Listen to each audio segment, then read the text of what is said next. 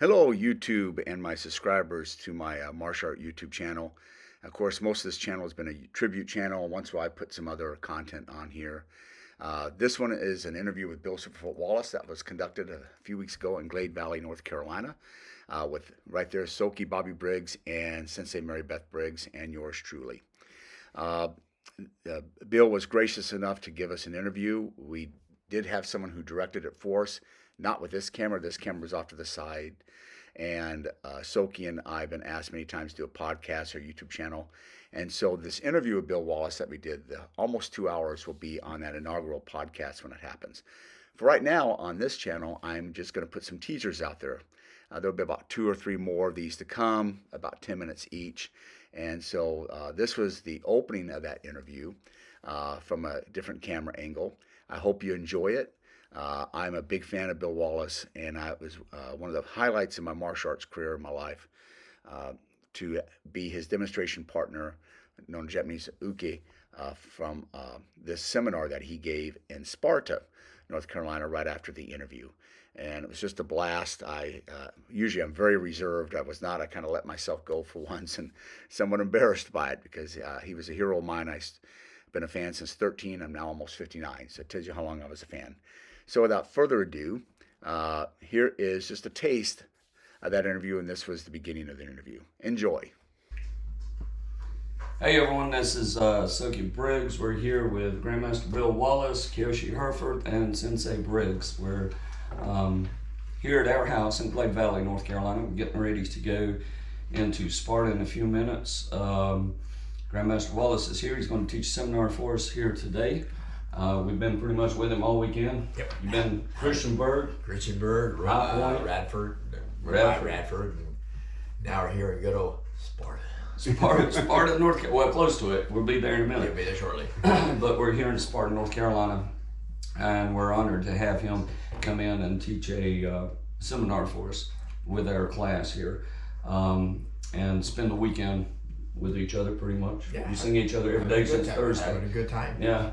So we're just going to make a small video and put it on our podcast, put it on our YouTube channel and stuff like that. We're going to ask Grandmaster Wallace here if he has, we'll ask him a few questions about some things. And I guess we'll start off by saying thank you for being here. And what, you got any plans for the seminar? You going to impromptu it? Well, find out what everybody can do. Find out how they like to kick, how they like to move, and work with the sparring aspect, the movement aspect of it, and how to work a little bit of flexibility, a little bit of strength in the exercises, a little bit of speed. When I was competing, I was fairly quick, and I was strong, but I didn't fight strong. And there's different ways of fighting, different ways of sparring, and you can tell a lot by working with a person how he moves and how he works with his techniques and so forth. And in my entire career, I used 5 techniques, but I used them very well. So they how to work those techniques and how to change and play with it and modify it and help people with their movements. Hopefully. Hopefully, yeah. Now I know as far as you and I go, we go back a few years. 1988 at the Karate College is where we first met. And yes, sir. first time I got to taste of your philosophy, your kicking and stuff. So we've been with each other pretty much since 1988. Yeah. And then in 89 and so forth. We see you every year also in Atlantic City. Hall of Fame thing. Yeah. I know Kiyoshi has met him a couple of times. Right? Yes, you won't remember me, I'm sure, because one time I was with a very pretty girl. I remember the hair. Well, I was like 60 pounds lighter, and I had some hair. And the first time I met you was at Long Beach International. There's some kickboxing events, and I got a card, and you were coming out signing the cards. And I was the first one in line, and I made sure I was the first one in line. And you have no idea what a thrill that was. Other thrills. I've had only a couple big thrills in my life that I consider besides being married to my wife. And that was. We need to have a talk. Yeah.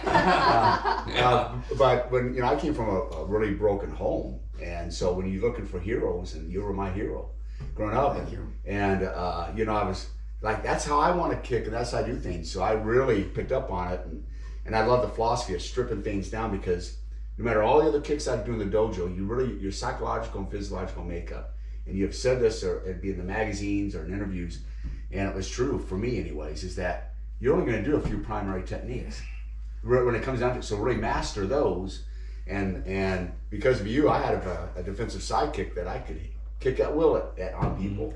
And that's what's great. You know, I mean, our job as instructors is to teach everything. Right. Because I don't know you guys that well, other than being friends and things, but I don't know your philosophical outlook on life. So, and I don't know your movements that you can do and you can't do. So all I can do is teach all of them to you. And you as a student will take those techniques, find out the ones that you like, find out the ones you don't like, discard those. The ones that you do like, you find out the ones that you can do. Right. If you ever watch, you go to a karate kid, karate kid school, and the first move that everybody wants to do is that double jumping spinning back kick, till they find out it doesn't work. Doesn't work. Right. and then they never do it again. Right. But they want, everybody wants to do it at first. Right. You put it back out there and he wants it run up, and then they find out it doesn't work. They fall down or whatever the case is. So they start doing something like a front kick. Right. Because those work, side kick, round kick, and they say, wow, and then everybody punches it. Why? Because that's the very first thing you did in class. Right. You know, in all of point competition throughout the entire world, and boxing, the combination, the number one combination is jab cross, which we've done since day one in our karate background. Right. It's the very first technique you learn. So if you keep doing it over and over and over, it becomes second nature. Right. Right. Then find a couple techniques that you like, that you can do, that you don't have to think about. Right. And those are the ones that's going to work for you in competition. Because, I mean, I was a fairly good competitor, and I could watch my opponent's eyes, and I could tell what they were going to do. Because you can see he'll go. And that simple little turn like this says, he's not going to punch, now he's going to kick. Right. So you go, okay, now I can keep arms because I know you probably can't get the kick to the head. So okay, now you're stuck. Because now you got to turn back, which now you've told me what I can do. Exactly. So it's kind of wild, and all this happens in 2 minutes. And so when I met you for the first time in 1988 at the karate college, you taught that same concept up there. And to this day, we'll still teach that. Good. I'm like, we have to teach you everything. Yeah. And you have to do everything. You have to do it all. But when it comes time to compete, you need to find, we tell them in class, you need to find 4 to 5 good techniques that you're good at. Maybe not even that, Right. See, And then learn how to settle off. It's like, if you watch the Karate Kid 2 movie, when he was out there and all you do is reverse punch over and over and over and over and over, reverse punch, right? So he goes to this party, this guy comes and back, he hits him, they didn't even think about it, hits him with the reverse punch. Well, I fight sideways because I've had to because of my knee, and I don't have a reverse punch. I can make a bag sing. I hit with bag gloves, and I can make it sing. But then you put somebody in front of me and say, hit him, and I'll say, okay, okay, Right. and it won't do it. It just won't do it. I'm left-handed, and I can nail it, but it won't go. Right. Today sometimes. Right. But it does a really good job of protecting my face. Right. So I'll settle for that. Right. Yeah. And we also teach the same concept of the KISS method. Keep it simple. Stupid. Don't try any flashy stuff. Oh, yeah. Do what works for you. Well, I was turned a flashy kicker. I have a side kick, a roundhouse kick, and a hook kick. What's flashy about those? You learn those the first month of class, right? Right. But then what I do is that when I teach, put them together. Right. The side kick, you got to drop your elbow to defend against the side kick. Now your head's open for the roundhouse kick or the hook kick. Or I can stick the hook kick there, you chase the hook kick, now you're open for the side kick. And I throw the back, you can put your hand down, the side kick's right there. So pretty soon I'm getting you to move. And if you think about it, if you look at me here, what's open? Absolutely everything. There's nothing that's not open. But now when I turn sideways, I put my arm down my side, my shoulder comes up, and I'm sideways, you don't see anything to hit. Right.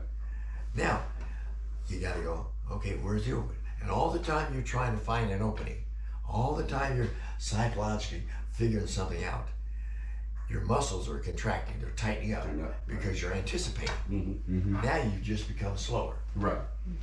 I like that part. That's the good part, yes. I like that part. And you've known him since, when was the first time y'all met?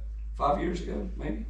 And I think about 5 years ago, the first Goldberg, event that I went to Alan Goldberg, and I already knew who Mr. Wallace was because I had followed him and that foot for quite some time as a kid. I like the foot. Yes, and was thrilled, absolutely thrilled beyond measure to meet you the first time. That was truly a dream come true to meet you, and I just absolutely love you.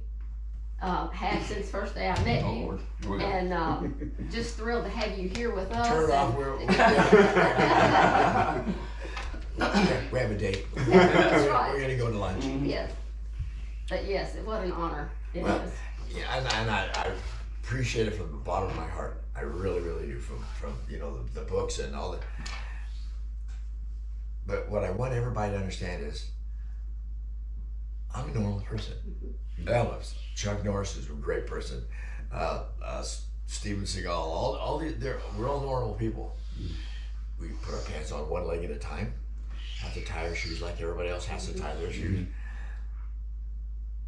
Knock on wood, I was good at what I did. Competition. So I just want to say thank you so much to Soke Bobby Briggs and to Sensei Mary Beth Briggs for inviting me to partake of the interview and the seminar to be Bill's demonstration partner. Thank you so much, brother. And God bless everybody on YouTube. Thank you. I hope you enjoyed the interview. Os.